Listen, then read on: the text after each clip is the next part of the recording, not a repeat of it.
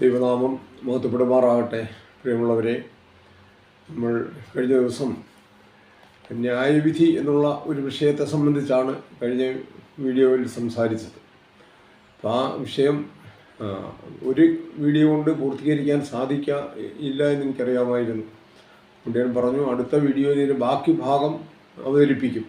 അപ്പോൾ അങ്ങനെ ആ ബാക്കി ഭാഗം അതും ഈ ഒരു വീഡിയോ കൊണ്ട് പൂർണ്ണമാകുകയില്ല എങ്കിലും ഭാഗികമായിട്ടെങ്കിലും അതിൻ്റെ ആശയം നിങ്ങളുടെ മുമ്പിൽ എത്തിക്കാമെന്നുള്ള വിശ്വാസത്തിൽ അടുത്ത ഭാഗത്തേക്ക് നാം പ്രവേശിക്കുക.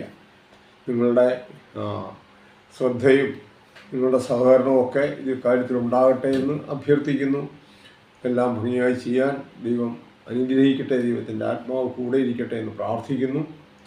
പ്രിയമുള്ളവരെ, ന്യായവിധി ഇന്ന് ഏറെ മനുഷ്യരുടെ എല്ലാ മതവിഭാഗങ്ങളും വിശേഷിച്ചും ക്രൈസ്തവർ ഈ ന്യായവിധി എന്നുള്ള വിഷയത്തെ സംബന്ധിച്ച് വളരെ തെറ്റായ കാഴ്ചപ്പാടിൽ കൂടെയാണ് പോകുന്നത്. ബൈബിൾ എന്ത് പഠിപ്പിക്കുന്നു എന്നുള്ളത് അവർക്ക് വിഷയമല്ല. അവരുടെ സഭകൾ, മതങ്ങൾ എന്താണ് പഠിപ്പിക്കുന്നത്, മതങ്ങളുടെ സഭകളുടെ നിലനിൽപ്പിന് വേണ്ടി അവർ ഉരുത്തിരിഞ്ഞ ആശയങ്ങളെ മാത്രമാണ് ഇന്നത്തെ മതവിശ്വാസികളെന്ന് പറയുന്നവർ അനുകരിക്കുന്നത്. അവരതിനെ ഒരിക്കലും ബൈബിൾ എന്ത് ഈ വിഷയത്തിൽ പറയുന്നു എന്ന് ചിന്തിക്കാറില്ല. മരണം, മരണാനന്തര ജീവിതം, ആത്മാവിൻ്റെ അനശ്വരത അല്ലെങ്കിൽ അമർത്യത, ന്യായവിധി എന്നുള്ള എല്ലാ വിഷയങ്ങളിലും ലോകത്തിൻ്റെ കാഴ്ചപ്പാട് അങ്ങനെയാണ്. പിശാച്, ഈ ലോകത്തിൻ്റെ ദൈവം, മനുഷ്യരുടെ കണ്ണ് കുരുടാക്കിയിരിക്കുക. അതുകൊണ്ട് യഥാർത്ഥമായും വിശുദ്ധ വേദപുസ്തകം എന്താണ് ഈ വിഷയങ്ങളിൽ, വിശേഷിച്ചും ഇന്നത്തെ നമ്മുടെ പ്രതിപാദ്യ വിഷയമായിരിക്കുന്ന ന്യായവിധിയിൽ വേദപുസ്തകം എന്താണ് അതിനെക്കുറിച്ച് പറയുന്നത് എന്ന് ഒന്നുകൂടി വിശദമായി നിങ്ങളുടെ മുമ്പിൽ അവതരിപ്പിക്കാനാണ് ഞാൻ ആഗ്രഹിക്കുന്നത്. കഴിഞ്ഞ ദിവസം നാം ചിന്തിച്ചു, ഈ ന്യായവിധി യെക്കുറിച്ചുള്ള തെറ്റായ കാഴ്ചപ്പാടുകൾ കടന്നു വരാൻ അവരെ പ്രേരിപ്പിക്കുന്ന ഒരു വേദഭാഗം എന്ന് പറയുന്നത് മത്തായിയുടെ സുവിശേഷം 25-ാം അധ്യായത്തിൽ യേശു പറയുന്ന ഒരു ഉപമയാണ്. അവൻ സകല മനുഷ്യരെയും തൻ്റെ മടങ്ങിവരവിങ്കൽ അവൻ തേജസ്സിൻ്റെ സിംഹാസനത്തിലിരിക്കും. അവൻ മടങ്ങി വരുമ്പോൾ സകല മനുഷ്യവർഗത്തെയും അവൻ്റെ ആ ന്യായാസനത്തിന് മുൻപാകെ കൂട്ടും. എന്നിട്ട് ഒരു വിഭാഗത്തെ, അതായത് കോലാട് വർഗത്തെ, ഒരു നിത്യനാശത്തിലേക്ക് അയക്കും, അല്ലെങ്കിൽ നിത്യദണ്ഡനത്തിലേക്ക് അവരെ അയക്കും. അല്ലാത്തവരെ ദൈവം ഒരുക്കിയിരിക്കുന്ന നിത്യരാജ്യത്തിന് അവകാശികളാക്കി തീർക്കും എന്നുള്ളതാണ് അവർ പഠിപ്പിക്കുന്നത്. എന്നാൽ ഇത് വേദപുസ്തകം നമ്മെ പഠിപ്പിക്കുന്നതിൽ നിന്നും അതിൻ്റെ ആശയം വളരെ വിദൂരമാണ്. ഒരിക്കലും ദൈവത്തിൻ്റെ ആലോചനയുമായി ഒരു പുലബന്ധം പോലും ഇല്ലാത്ത ആശയങ്ങളാണ് ഇവർ നൽകുന്നത്. അതുകൊണ്ട് എന്താണ് വേദപുസ്തകം നമ്മുടെ മുമ്പിൽ നൽകുന്ന ആശയം എന്നുള്ളത് നമുക്ക് അല്പസമയം ചിന്തിക്കാം. നോക്കുക, ക്രിസ്തു മടങ്ങി വരുന്നത് എന്തിനാണെന്നാണ് ഇവർ പഠിപ്പിക്കുന്നത്. ഇപ്രകാരം ലോകത്തെ ന്യായവിധി എന്ന് പറഞ്ഞാൽ പാപികളായിരിക്കുന്നവരെ മുഴുവൻ നിത്യദണ്ഡനത്തിലേക്ക് അയക്കുക എന്നുള്ളതിനേക്കാൾ തിരിച്ചയക്കുക. ഇപ്പോൾ അവർ മരണത്തോടുകൂടി അവർ പാപികളാണെങ്കിലും മരണത്തോടുകൂടി അവർ നിത്യദണ്ഡനത്തിലേക്ക് അയക്കപ്പെടുന്നു എന്നാണ് പഠിപ്പിക്കുന്നത്. നീതിമാന്മാരാണെങ്കിൽ അബ്രഹാമിൻ്റെ മടിയിലേക്ക്. ക്രിസ്തു മടങ്ങി വരുമ്പോൾ എന്താ ചെയ്യുന്നത്?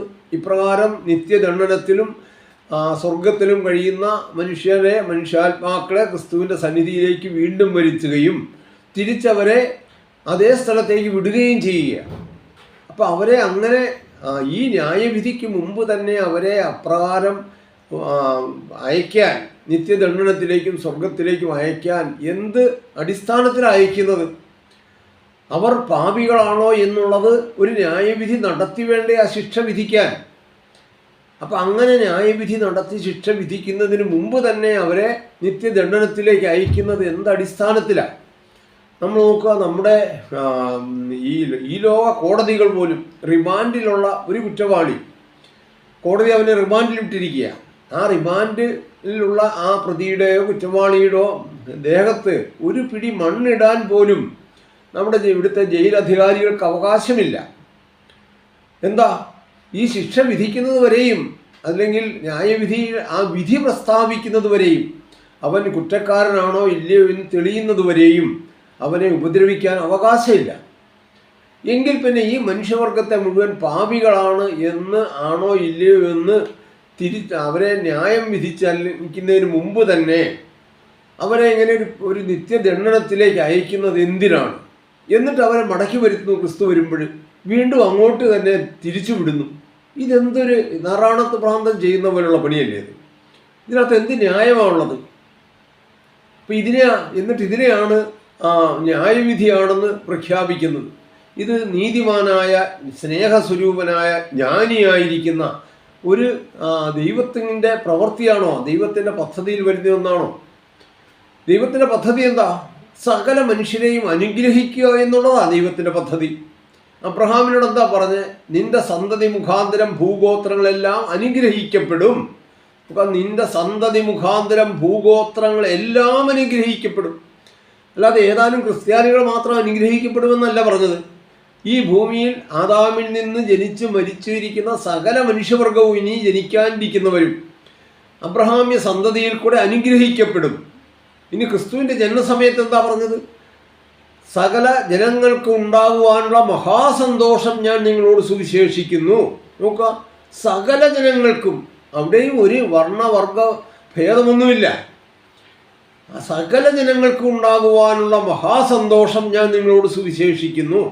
അപ്പോൾ ക്രിസ്തുവിൻ്റെ ജനനം സകല ജനങ്ങൾക്ക് ഉണ്ടാകുന്ന ഒരു മഹാസന്തോഷത്തിൻ്റെ സദ്വർത്തമാനമാണെങ്കിൽ അവൻ്റെ മടങ്ങിവരവ് ദുഃഖത്തിൻ്റെ അവസ്ഥയല്ലേ? ബഹുകോടി ജനങ്ങളും നിത്യനരകത്തിലേക്ക് നിത്യദണ്ഡനത്തിലേക്ക് അയക്കപ്പെടുന്നുവെങ്കിൽ അത് സന്തോഷത്തിൻ്റെ അനുഭവമാകുന്ന എങ്ങനെയാണ്? അപ്പോൾ അവൻ്റെ ഒന്നാമത്തെ വരവെങ്കിൽ അത് മഹാസന്തോഷത്തിൻ്റെ സദ്വർത്തമാനമാണെന്ന് ഘോഷിച്ചവർ രണ്ടാമത്തെ വരവ് നിത്യ ദുഃഖത്തിൻ്റെ ഒരു ഉപാധിയായി അതിനെ തീർക്കുകയില്ലേ? ഒന്ന് ആലോചിച്ച് നോക്കി. തിമോത്തിയോസിൻ്റെ ലേഖനത്തിൽ അപ്പോസ്തലൻ എന്താ പറയുന്നത്? സകല മനുഷ്യരും രക്ഷ പ്രാപിപ്പാനും സത്യത്തിൻ്റെ പരിജ്ഞാനത്തിൽ എത്തുവാനും അവൻ ആഗ്രഹിക്കുന്നു. അപ്പം സകല മനുഷ്യരും രക്ഷ പ്രാപിക്കുവാൻ ദൈവം ആഗ്രഹിക്കുന്നു. അവൻ സത്യത്തിൻ്റെ പരിജ്ഞാനത്തിലെത്തണം. അപ്പം ഈ സത്യത്തിൻ്റെ പരിജ്ഞാനം ഇന്ന് വരെയും വളരെ കുറച്ച് ആൾക്കാർക്ക് മാത്രമേ ലഭിച്ചിട്ടുള്ളൂ. എന്താണ് ആ സത്യത്തിൻ്റെ പരിജ്ഞാനം? ദൈവം ഒരുവൻ, ദൈവത്തിനും മനുഷ്യർക്കും മധ്യസ്ഥൻ ഒരുവൻ, എല്ലാവർക്കും വേണ്ടി മറുവിലയായി തീർന്ന മനുഷ്യനാം ക്രിസ്തുയേശു. ഇതാണ് ആ സത്യത്തിൻ്റെ പരിജ്ഞാനം. ഇതിന്ന് ലോകത്ത് എത്ര പേർക്ക് ലഭിച്ചിട്ടുണ്ട്? അവർ എത്ര പേർക്ക് അറിയാം?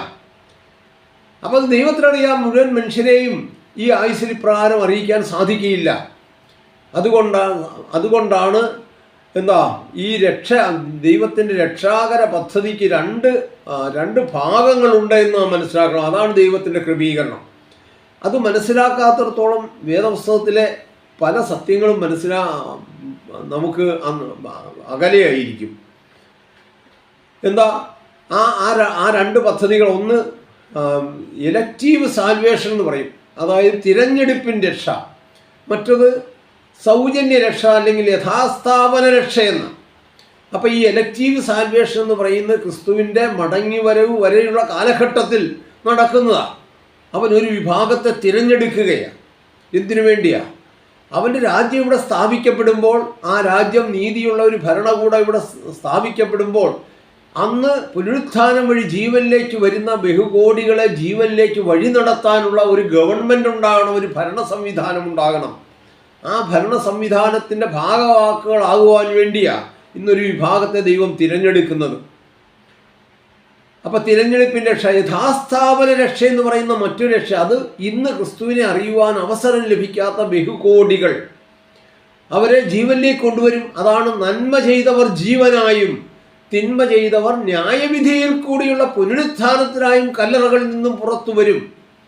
അപ്പം ബഹുകോടികൾ ഇന്ന് കല്ലറയിൽ നിദ്ര കൊള്ളുന്ന ആ ബഹുകോടികൾ അവർ ക്രിസ്തുവിൻ്റെ മടങ്ങി വരവെങ്കിൽ പടിപടിയായി ജീവനിലേക്ക് വരും പുനരുത്ഥാനം വഴി.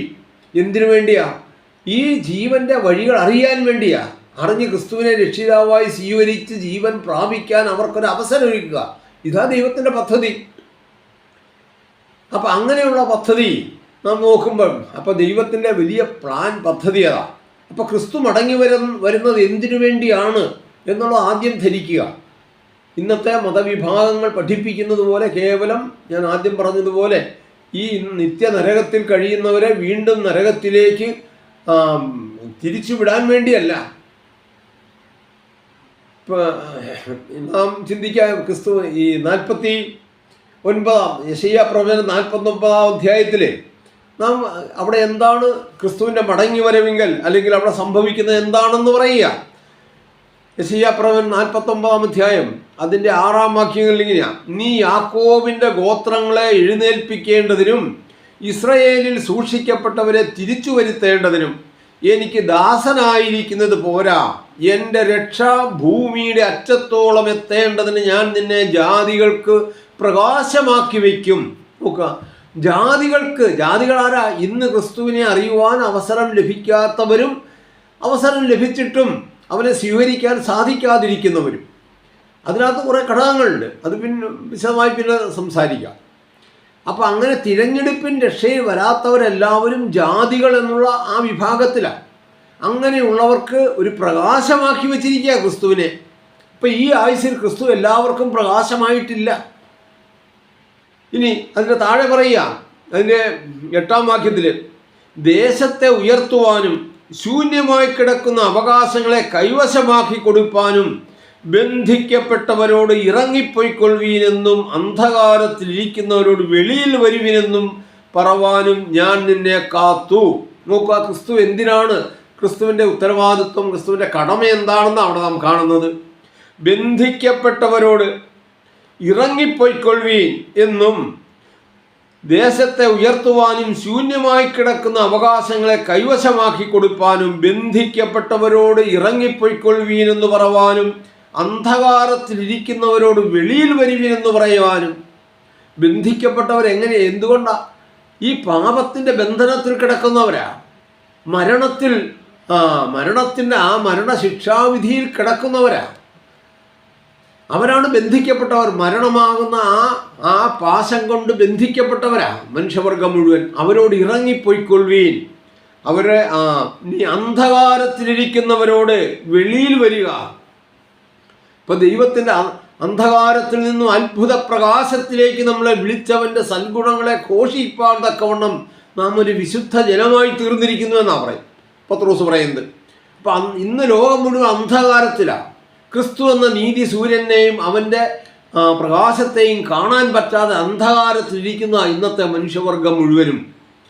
അപ്പം അവരോട് ഇറങ്ങി വരിക, ഇത് തന്നെയാണ്. അപ്പം അതിനുള്ള ഒരു ആഹ്വാനമാണ് ഞാനും നിങ്ങളോട് നടത്തുന്നത്. ഇറങ്ങി വരിക, നിങ്ങളിന്ന് കിടക്കുന്ന അന്ധകാരത്തിൻ്റെ ആ ലോകത്തിൽ നിന്നും നിങ്ങൾ ഇറങ്ങി വരണം. അപ്പം ക്രിസ്തുവിൻ്റെ മടങ്ങിവരവ് എന്തിനു വേണ്ടിയുള്ളതാണെന്നാണ്.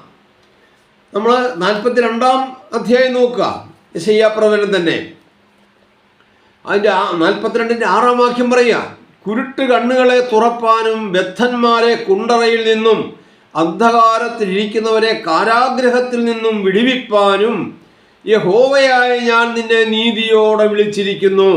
നിന്നെ ജനത്തിൻ്റെ നിയമവും ജാതികളുടെ പ്രകാശവുമാക്കും. അപ്പോൾ ക്രിസ്തുവിൻ്റെ മടങ്ങിവരവിൻ്റെ ലക്ഷ്യമെന്താ? കുരുട്ട് കണ്ണുകളെ തുറക്കണം. ഇതിൻ്റെ ഒരു ദൃഷ്ടാന്തമായിട്ടാണ് ക്രിസ്തു അനേകം കുരുടന്മാരുടെ കണ്ണുകൾക്ക് കാഴ്ച കൊടുത്തത്. താൻ അക്ഷരപ്രകാരം കണ്ണ് കുരുടായിരിക്കുന്നവരുണ്ട്, അല്ലെങ്കിൽ കുരുടന്മാരായിരിക്കുന്നവരുണ്ട്. എന്നാൽ അതിനേക്കാൾ ഏറെ കുരുടന്മാരായിരിക്കുക എന്നുള്ളത് ഇങ്ങനെയുള്ള സത്യം കാണാൻ സാധിക്കാതിരിക്കുക എന്നുള്ള ഏറ്റവും വലിയ കുരുട്ടെന്ന് പറയുന്നത്. അതാണ് ഏറ്റവും വലിയ ദൗർഭാഗ്യം. ജീവൻ്റെ വെളിച്ചം കാണാൻ സാധിക്കാതിരിക്കുക എന്നുള്ളതാണ് മനുഷ്യ ജീവിതത്തിലെ ഏറ്റവും വലിയ ദൗർഭാഗ്യം. അതുകൊണ്ട് ക്രിസ്തു എന്ത് ചെയ്യുന്നു? കുരുട്ട് കണ്ണുകളെ തുറപ്പാനും ബദ്ധന്മാരെ കുണ്ടറയിൽ നിന്നും അന്ധകാരത്തിലിരിക്കുന്നവരെ കാരാഗ്രഹത്തിൽ നിന്നും വിടുവിപ്പാൻ. ഉണ്ടോ? മരണത്തിൻ്റെ കാരാഗ്രഹത്തിലായിരിക്കുന്നവരെ അവൻ്റെ ശബ്ദത്തിങ്കൽ കല്ലറകളിലുള്ളവരെല്ലാവരും പുനരുത്ഥാനം പ്രാപിക്കും. അപ്പം അതുകൊണ്ടാണ് പറയുന്നത് എന്താ? അന്ധകാരത്തിലിരിക്കുന്നവരെ കാരാഗ്രഹത്തിൽ നിന്നും വിടുവിപ്പാനും. ഇത് ക്രിസ്തുവിൻ്റെ ഔദ്യോഗിക ജോലിയാണ്, ഉദ്യോഗമാണ്. വീണ്ടും നാം 40-ാം സങ്കീർത്തനത്തിൽ 40-ാം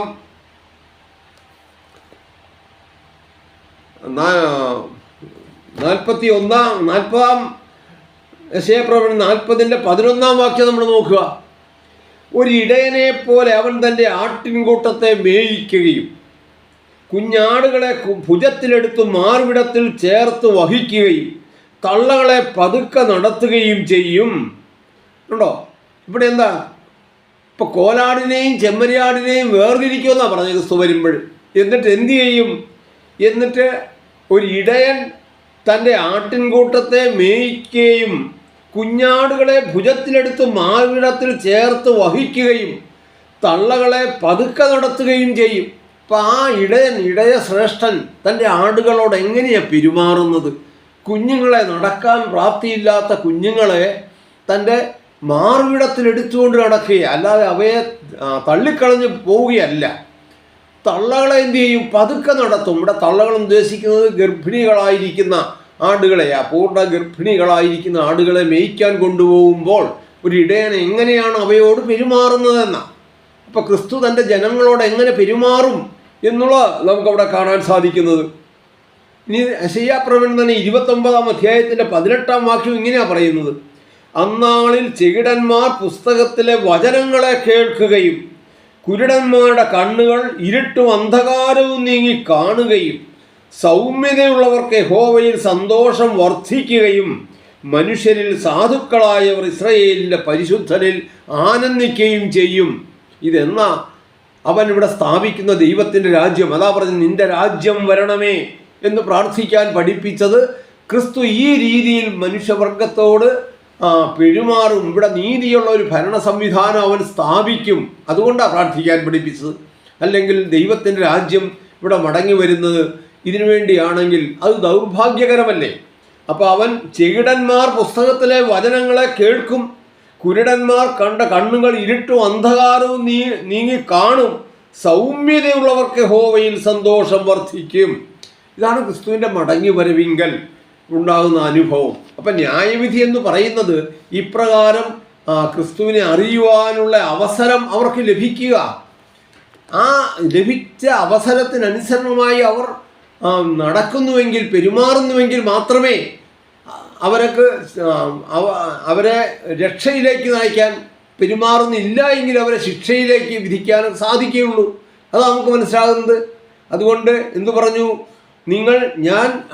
ഞാൻ ദരിദ്രനായിരുന്നു, ഞാൻ നഗ്നനായിരുന്നു, എനിക്ക് വസ്ത്രമില്ലായിരുന്നു, ഞാൻ രോഗിയായിരുന്നു, ഇതൊന്നും ചെയ്തിട്ടും കണ്ടിട്ടും നിങ്ങൾ എന്നെ അങ്ങനെ ശുശ്രൂഷിച്ചില്ല എന്ന് പറയുന്നവരോടാണ് പറഞ്ഞത്. നിങ്ങൾ ഇടത്തുള്ളവർ, നിങ്ങൾ നിത്യാഗ്നിയിലേക്ക് പോകും. എന്താണ് ആ നിത്യാഗ്നി എന്ന് പിന്നാലെ വിശദീകരിക്കാം. അപ്പം അല്ലാത്തവരോട് എന്തു ചെയ്യും? എല്ലാവർ എൻ്റെ പിതാവിനാൽ ഒരുക്കിയിരിക്കുന്ന രാജ്യം അവകാശമാക്കുക. അപ്പം ഇപ്രകാരം ക്രിസ്തുവിനെ അറിയുവാനുള്ള അവസരം, അതിനാണ് ലോകത്തെ നീതിയിൽ ന്യായം വിധിക്കാൻ അവൻ ഒരു ദിവസത്തെ നിശ്ചയിച്ചു. ആ ദിവസത്തിൽ അവൻ ചെയ്യുന്ന പ്രവർത്തനങ്ങൾ ഇതൊക്കെ തന്നെയാണ്. എന്നിട്ട് ഇനി ഈ ന്യായവിധിയുടെ സ്വഭാവം എന്താ? ദൈവം എന്താ ന്യായവിധിയെക്കുറിച്ച് പറഞ്ഞിരിക്കുന്നത് എന്ന് നമുക്ക് അല്പസമയം ചിന്തിക്കാം. സങ്കീർത്തനം 9-ാം സങ്കീർത്തനം 8-ാം വാക്യം ഇങ്ങനെ പറയാം: അവൻ ലോകത്തെ നീതിയോടെ വിധിക്കുകയും ജാതികൾക്ക് നേരോടെ ന്യായപാലനം ചെയ്യുകയും ചെയ്യും. ഉണ്ടോ? ലോകത്തെ നീതിയോടെ വിധിക്കും.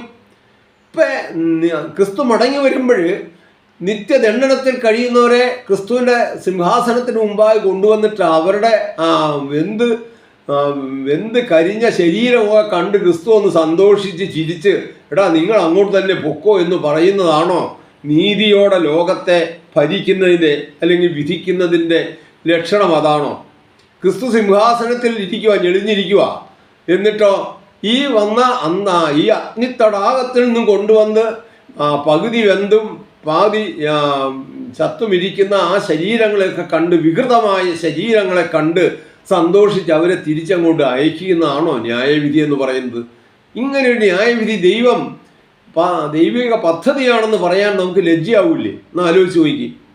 വീണ്ടും സങ്കീർത്തനം 33-ാം സങ്കീർത്തനത്തിൻ്റെ 5-ാം വാക്യം പറയുക: അവൻ നീതിയും ന്യായവും ഇഷ്ടപ്പെടുന്നു, അവൻ്റെ ദയ കൊണ്ട് ഭൂമി നിറഞ്ഞിരിക്കും. നമുക്കറിയാം ഇപ്പോൾ ഭൂമിയുടെ അവസ്ഥ അതല്ല. അപ്പോൾ അവൻ്റെ ദയ കൊണ്ട് ഭൂമി നിറയുന്ന ഒരു കാലം വരും. അത് ക്രിസ്തുവിൻ്റെ മടങ്ങി വരവെങ്കിലാ ഈ ലോകത്തിൻ്റെ ന്യായവിധിയുടെ കാലത്താണ്. അതാണ് നാം മനസ്സിലാക്കേണ്ടത്. യെശയ്യാപ്രവചനം 42-ാം അധ്യായം 1-ാം വാക്യം പറയുന്നത് ഇങ്ങനെയാണ്: ഭൂമിയിൽ ന്യായം സ്ഥാപിക്കും വരെ അവൻ തളരുകയില്ല. നോക്കുക, ഭൂമിയിൽ ന്യായം സ്ഥാപിക്കും വരെ അവൻ തളരുകയില്ല. അതിൻ്റെ 26-ന്റെ 10-ാം വാക്യം ഒന്നുകൂടെ ശ്രദ്ധേയമാണ്. അവൻ്റെ ന്യായവിധികൾ ഭൂമിയിൽ നടക്കുമ്പോൾ ഭൂവാസികൾ നീതി പഠിക്കും. നോക്കുക, ന്യായവിധിയുടെ ലക്ഷ്യം എന്താണെന്ന്. അവൻ്റെ ന്യായവിധികൾ ഭൂമിയിൽ നടക്കുമ്പോൾ ഭൂവാസികൾ നീതി പഠിക്കും. അപ്പോൾ നീതിയും ന്യായവും എന്താണെന്ന് ഇന്ന് അറിയില്ലാത്ത മനുഷ്യരെ അത് പഠിപ്പിക്കുക എന്നുള്ളതാണ് ന്യായവിധിയിൽ ആദ്യത്തെ പടിയത. അപ്പം നീതിയുടെയും ന്യായത്തിൻ്റെയും പ്രമാണം എന്താണെന്ന് അവരെ അറിയിച്ചു കൊടുക്കണം. അങ്ങനെ നിയമം എന്താണെന്ന് അറിയിക്കപ്പെട്ടിട്ടില്ലാത്ത ഒരു ജനത്തെ നിയമം ലംഘിച്ചു എന്ന് പറഞ്ഞ് ശിക്ഷിക്കുന്നത് എത്ര കിരാതമാണ്. നമ്മൾ ആലോചിച്ച് നോക്കുക. ഇനി സങ്കീർത്തനം തന്നെ 9-ാം അധ്യായം 9-ാം സങ്കീർത്തനത്തിൻ്റെ 15-ാം വാക്യം പറയാം, ന്യായവിധി നീതിയിലേക്ക് തിരിഞ്ഞു വരും.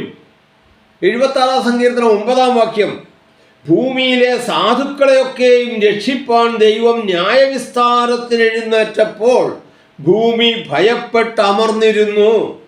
അപ്പം എന്തിനാ ന്യായവിസ്താരത്തിന് എഴുന്നേൽക്കുന്നത്? ഭൂമിയിലെ സാധുക്കളെയൊക്കെയും രക്ഷിപ്പാനാണ് ദൈവം ന്യായവിസ്താരത്തിന് ഇരിക്കുന്നത്.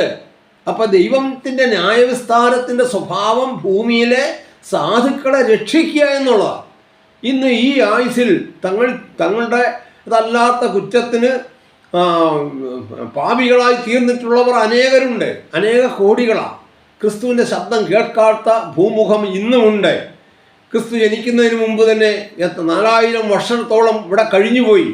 അവിടെയൊക്കെ ജീവിച്ചിരുന്ന മനുഷ്യവർഗത്തിനൊന്നും രക്ഷയുടെ ഈ സന്ദേശം ലഭിച്ചിട്ടില്ല. അപ്പോൾ ജീവനിലെത്താനുള്ള മാർഗം ഒന്നായി ഇതേ ഒരുക്കിയിട്ടുള്ളൂ, ഞാൻ തന്നെ വഴിയും സത്യവും ജീവനുമാകുന്നു. അങ്ങനെ മാർഗം ഒന്നായിരിക്കുകയും ആ മാർഗത്തെക്കുറിച്ചുള്ള അറിവ് കൊടുക്കാതിരിക്കുകയും ചെയ്യുന്നത്. അപ്പം അത് ലഭിക്കാത്തവർ എന്താ? ഭൂമിയിലെ സാധുക്കളാവും. അവരെ രക്ഷിപ്പാനാണ് ദൈവം ന്യായവിസ്താരത്തിനിരിക്കുന്നത്. ഇനി 34-ാം സങ്കീർത്തനം പറയാം, ജീവനെ ആഗ്രഹിക്കുകയും നന്മ കാണേണ്ടതിന് ദീർഘായുസ് ഇച്ഛിക്കുകയും ചെയ്യുന്നവൻ ദോഷം ചെയ്യാതെ തൻ്റെ നാവിനെയും വ്യാജം പറയാതെ തൻ്റെ അധരത്തെയും കാത്തുകൊള്ളട്ടെ. ദോഷം വിട്ടകന്ന് ഗുണം ചെയ്യുക. യഹോവയുടെ കണ്ണ് നീതിമാന്മാരുടെ മേലും അവൻ്റെ ചെവി അവരുടെ നിലവിളിക്കും തുറന്നിരിക്കുന്നു.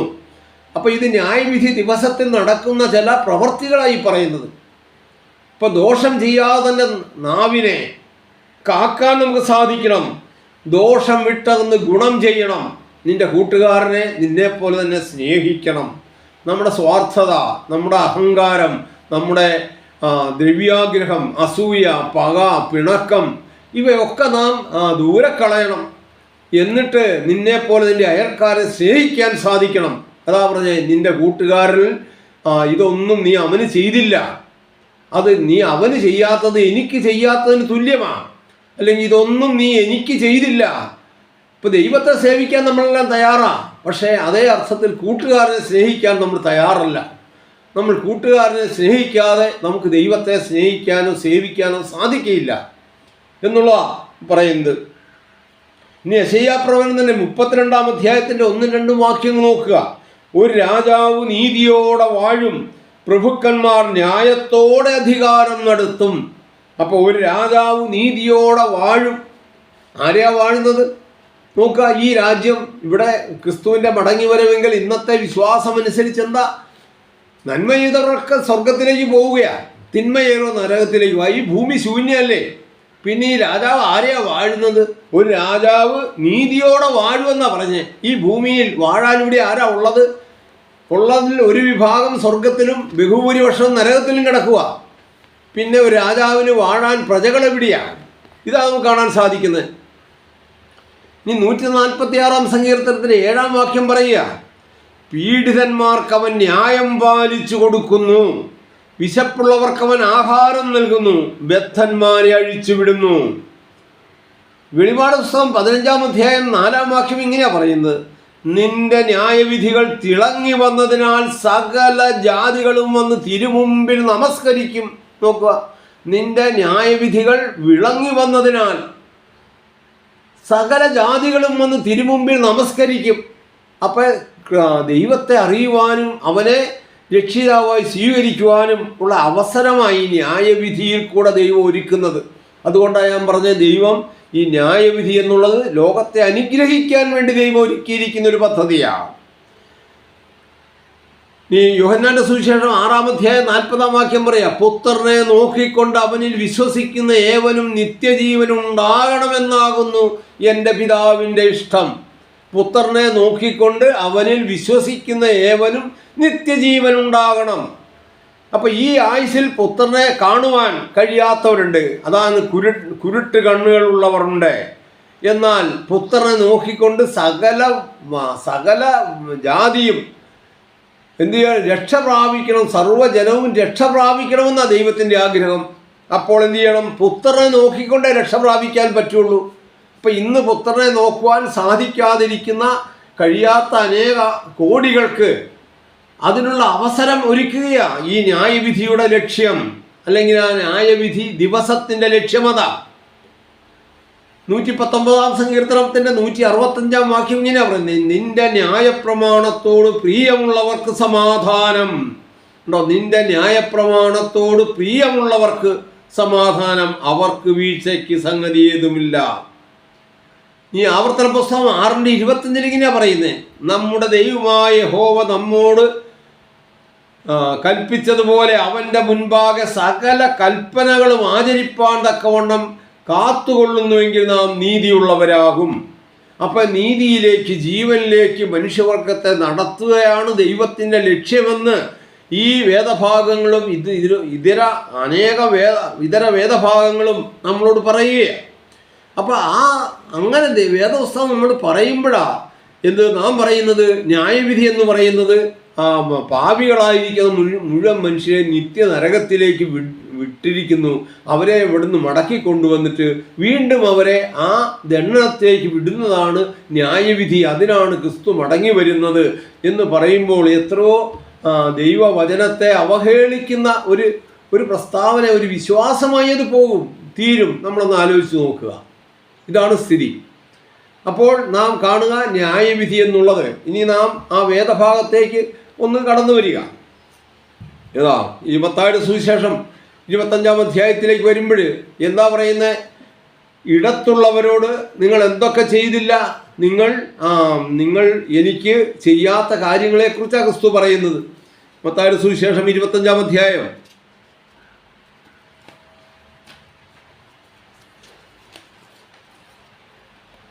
അവൻ്റെ 37 മുതലുള്ള വാക്യങ്ങൾ പറയാം. അതിന് നീതിമാൻ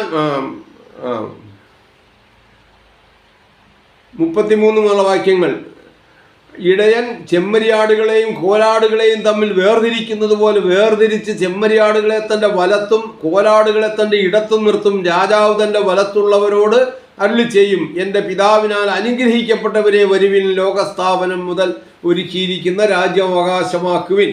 ഇനി മറ്റവരോടെന്താ അതിന് പറയുന്നത്? നിങ്ങളിതൊന്നും ചെയ്തില്ല, അതുകൊണ്ട് എന്തു ചെയ്യും നിങ്ങൾ? അതിന് 41-ാം വാക്യം, ഞാൻ സമയം പോകുന്നതുകൊണ്ട് വേഗം പോവുകയാണ്. പിന്നെ അവൻ ഇടത്തുള്ളവരോട് ശപിക്കപ്പെട്ടവരെ എന്നെ വിട്ടു പിശാചിനും അവൻ്റെ ദൂതന്മാർക്കും ഒരുക്കിയിരിക്കുന്ന നിത്യാഗ്നിയിലേക്ക് പോകുവിൻ. ഇതാണ് വിഷയം. അവരോട് പറയുന്നത് നിത്യാഗ്നിയിലേക്ക് പോകുക എന്നാണ് പറയുന്നത്. എന്താണ് ഈ നിത്യാഗ്നി കൊണ്ട് ദൈവം അല്ലെങ്കിൽ ഇവിടെ ബൈബിൾ ഉദ്ദേശിക്കുന്നത് എന്താ? ഇതൊരു നിത്യനാശത്തിൻ്റെ ചിത്രമാണ്. ഇതിനു മുമ്പ് മരണത്തെക്കുറിച്ച് പറഞ്ഞാൽ നരകത്തെക്കുറിച്ച് വിശദീകരിച്ചപ്പോൾ ഞാൻ പറഞ്ഞു ഗീഹന്ന എന്നുള്ളൊരു പദം. അതൊരു നിത്യനാശത്തിൻ്റെ അല്ലെങ്കിൽ രണ്ടാം മരണത്തിൻ്റെ ചിത്രമാണ്. ഇവിടെ കോലാട് വർഗത്തോട് പറയുക, ഈ കോലാട് വർഗം എന്ന് പറയുന്നവർ താൻ നിയമിച്ച പുരുഷൻ മുഖാന്തരം ലോകത്തെ നീതിയിൽ ന്യായം വിധിക്കുന്ന ആ ഒരു ദിവസത്തിൽ ഈ ജീവന്റെ പ്രമാണങ്ങൾ കേട്ടിട്ടും അനുസരിക്കാതിരിക്കുന്നവർ. അതാ പറഞ്ഞത്, ഞാൻ വിശന്നിരുന്നു, നീ എനിക്ക് തിന്മാൻ തന്നില്ല. ഞാൻ ദരിദ്രനായിരുന്നു, അല്ലെങ്കിൽ ഞാൻ നഗ്നനായിരുന്നു, നീ എന്നെ ഉടുപ്പിച്ചില്ല. ഞാൻ രോഗിയായിരുന്നു, നീ എന്നെ ശുശ്രൂഷിച്ചില്ല എന്ന് പറയുമ്പോൾ ഈ നിൽക്കുന്ന നിന്റെ സഹോദരന്മാരിൽ ഒരുത്തന് ചെയ്യാത്തിടത്തോളം എനിക്ക് ചെയ്യാത്തതിന് തുല്യമാണ്. അപ്പം ഈ പറയുന്ന സുദീർഘമായ ജീവിതചക്രത്തിൽ, ജീവിത കാലഘട്ടത്തിൽ ഈ പ്രമാണം, മനുഷ്യൻ നീതിയോടെ ജീവിക്കാൻ ദൈവം കൊടുക്കുന്ന ഈ പ്രമാണം അനുസരിക്കാത്തവർ, അവരെ എന്നേക്കുമായി ജീവനിൽ നിന്നും ദൈവം തുടച്ചു നീക്കും. അതാണ് നിത്യാഗ്നിയിലേക്ക് പോവുക എന്ന് പറയുന്നത്. നമുക്കറിയാം, അഗ്നി എന്തിനെ കാണിക്കുന്നത്? അഗ്നി ഒരിക്കലും ഒരു സംരക്ഷണത്തിനുള്ളതല്ല. നമ്മൾ പല ഉദാഹരണങ്ങളും ഉപമകളും പറയും. ഉപമകൾ പറയുമ്പോൾ നിത്യജീവിതത്തിൽ പരിചിതമായിരിക്കുന്ന കാര്യങ്ങളാണ് നമ്മൾ ഉദാഹരണങ്ങളായിട്ടോ ഉപമകളായിട്ടോ പറയുന്നത്. ഇവിടെ തീ എന്ന് പറയുന്ന, അഗ്നി എന്ന് പറയുന്ന ഒരു വസ്തുവിനെ ദഹിപ്പിച്ച് കളയുക, നശിപ്പിക്കാൻ വേണ്ടി ഉപയോഗിക്കുന്ന, ഒരിക്കലും അഗ്നി ഒരു വസ്തുവിനെ സംരക്ഷിക്കാൻ ഉപയോഗിക്കുന്നതായിട്ട് നമ്മുടെ ജീവിതത്തിൽ നാം ഇന്ന് വരെ കണ്ടിട്ടില്ല. ഒരു വസ്തുവിനെ സംരക്ഷിക്കാൻ ഐസ് കട്ട ഉപയോഗിക്കുക, ഐസിലിട്ടാൽ അത് സംരക്ഷിക്കും. അപ്പം അങ്ങനെ നിത്യനാശത്തിൻ്റെ ചിത്രമാണ്, നിത്യമായ ഒരു വസ്തുവിനെ നശിപ്പിക്കുന്നതിൻ്റെ ചിത്രമാണ് ഈ അഗ്നി കൊണ്ട് കാണിക്കുന്നത്. നമുക്ക് യൂദായുടെ ലേഖനം നമ്മൾ നോക്കിയാൽ നമുക്കറിയാം, സോതോമിനെക്കുറിച്ചും ഗോമോറയെക്കുറിച്ചും പറയും.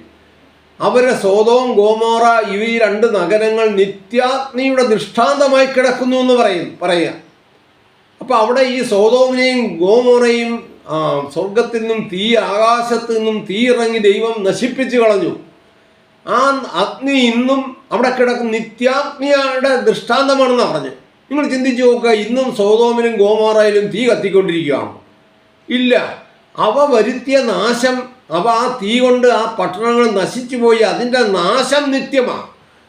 അല്ലാതെ എന്നും അത് കത്തിക്കൊണ്ടിരിക്കുക എന്നുള്ള അർത്ഥത്തിലല്ല നിത്യാഗ്നി എന്ന് പറയുന്നത്. അവയുടെ നാശമാണ് നിത്യമായിരിക്കുന്നത്. ഇത് നമുക്ക് വേദപുസ്തകത്തിൽ പല ഭാഗങ്ങളിലും കാണാം. വെളിപാട് പുസ്തകം 20-ാം അധ്യായത്തിൽ എന്താ പറയുന്നത്? മരണത്തെയും പാതാളത്തെയും തീപ്പൊയ്കയിൽ തള്ളിയിട്ടു. ഈ തീപ്പൊയ്ക രണ്ടാം മരണം. ഇപ്പം മരണത്തെയും പാതാളത്തെയും സജീവമായിരിക്കുന്ന വസ്തുക്കളല്ല, അവയെ തീപ്പൊയ്കയിൽ തള്ളിയിട്ടു. എന്നിട്ട് അതിൻ്റെ വ്യാഖ്യാനം കൊടുക്കുക, ഈ തീപ്പൊയ്ക രണ്ടാം മരണമാണ്. അപ്പം ഇനി മരണമുണ്ടാകയില്ല. ആദാമ്യമായിരിക്കുന്ന മരണം, ക്രിസ്തുവിൻ്റെ മരണം കൊണ്ട് എന്നേക്കുമായി അതിനെ ദൈവം ജയിച്ചു, ക്രിസ്തു ജയിച്ചു. ഇനി ആദാമ്യ പാപത്തിൻ്റെ ഫലമായൊരു മരണം ലോകത്തിൽ ദൈവത്തിൻ്റെ രാജ്യത്തിൽ ഉണ്ടാകില്ല. അതുകൊണ്ട് പറയാം, മരണത്തെയും പാതാളത്തെയും എന്ത് ചെയ്തു? തീപ്പൊയ്കയിൽ തള്ളിയിട്ടു. ആ തീപ്പൊയ്ക രണ്ടാം മരണം. ഇപ്പം രണ്ടാം മരണം എന്നുള്ളതാണ് ഈ തീപ്പൊയ്ക കൊണ്ട് കാണിക്കുന്നത്. അപ്പം ഇവിടെ പറയുക, കോലാട് വർഗത്തോട് നിങ്ങൾ നിത്യാഗ്നിയിലേക്ക് പോവുക എന്ന് പറഞ്ഞു. ഇപ്പം ഇങ്ങനെ ഇത് രണ്ടാമത്തെ, അല്ലെങ്കിൽ വരാനിരിക്കുന്ന ക്രിസ്തുവിൻ്റെ മടങ്ങി വരവിന് ശേഷം നടക്കുന്ന ന്യായവിധിയിൽ ദുഷ്ടന്മാർക്കുണ്ടാകുന്ന അനുഭവമാണെങ്കിൽ, ഞാൻ നേരത്തെ സൂചിപ്പിച്ചു, മറ്റൊരു ന്യായവിധി നടന്നിട്ടുണ്ട്.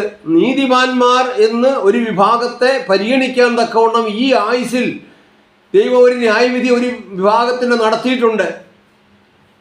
അപ്പം അവർക്കെന്താ ശിക്ഷ? അങ്ങനെയാണെങ്കിൽ അവർ നീതിമാന്മാരല്ല എന്ന് വന്നിട്ടുണ്ടെങ്കിൽ അവർക്കൊരു ശിക്ഷ വേണ്ടേ? നാം എബ്രായ ലേഖനം നോക്കുക.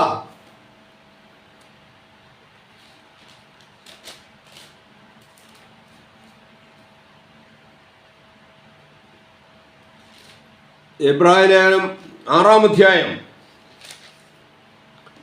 അതിൻ്റെ 5-ാം വാക്യം ഇങ്ങനെയാണ് പറയുന്നത്: ദൈവത്തിൻ്റെ നല്ല വചനവും, അതിനു മുമ്പ് ഒരിക്കൽ പ്രകാശനം ലഭിച്ചിട്ട് സ്വർഗീയ ദാനം ആസ്വദിക്കുകയും പരിശുദ്ധാത്മാവിനെ പ്രാപിക്കുകയും ദൈവത്തിൻ്റെ നല്ല വചനവും വരുവാനുള്ള ലോകത്തിൻ്റെ ശക്തിയും ആസ്വദിക്കുകയും ചെയ്തവർ പിന്മാറിപ്പോയാൽ തങ്ങൾക്ക് തന്നെ ദൈവപുത്രനെ വീണ്ടും ക്രൂശിക്കുന്നവരും അവന് ലോകാപവാദം വരുത്തുന്നവരും ആകൊണ്ട് അവരെ പിന്നെയും മാനസാന്തരത്തിലേക്ക് പുതുക്കുവാൻ കഴിവുള്ളതല്ല.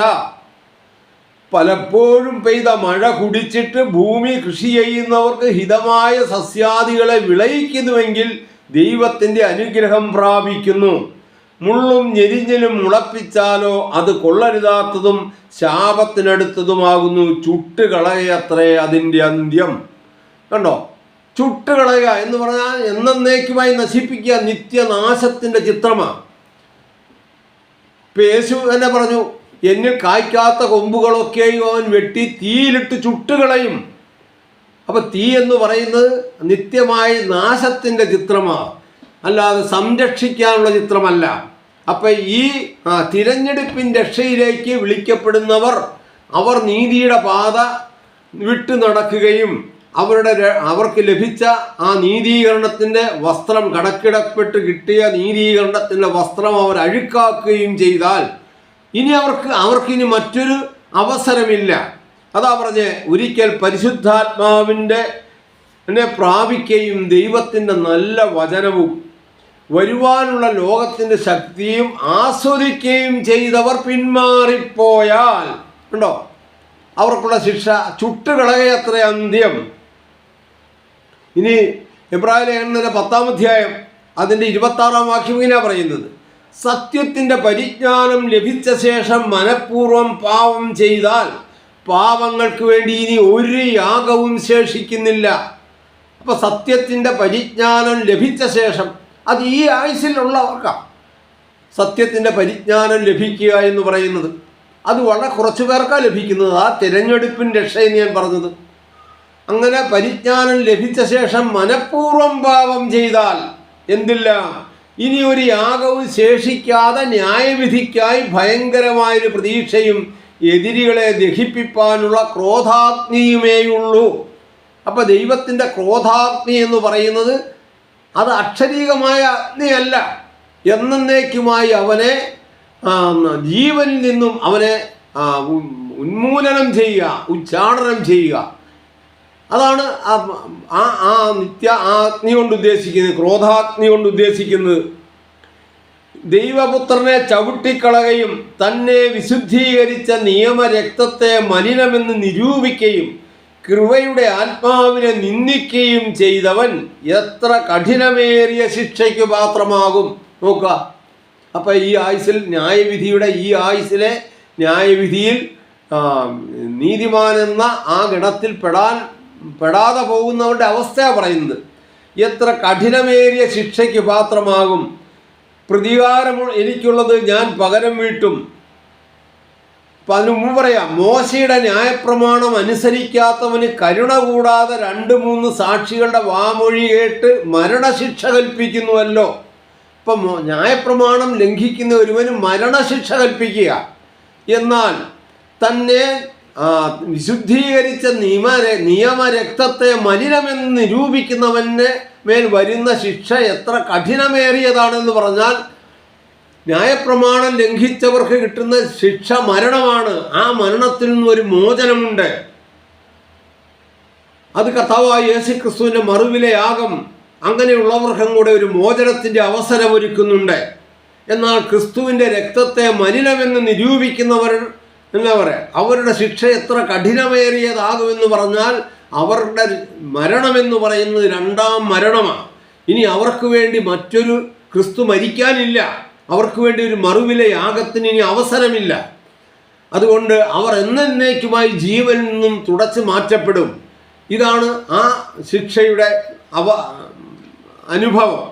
അതുകൊണ്ട് മത്തായിയുടെ സുവിശേഷത്തിൽ പറയുന്നു, ഇവർ നിത്യാഗ്നിയിലേക്ക് പോകും എന്ന് പറയുന്നത്. ഈ അഗ്നി എന്ന് പറയുന്നത് ഈ ഒരു അനുഭവമാണ് പറയുന്നത്. ജീവനിൽ നിന്നും അവർ നിത്യജീവൻ യോഗ്യരല്ല. കാരണം ഈ ഭൂമിയെ സംബന്ധിച്ച്, ഈ ഭൂമിയുടെ നീതി വസിക്കുന്ന പുതിയ ഭൂമിയും പുതിയ ആകാശവും ആണ് ദൈവം ഉദ്ദേശിക്കുന്നത്. അവിടെ അനീതി ദൈവം അനുവദിക്കുകയില്ല.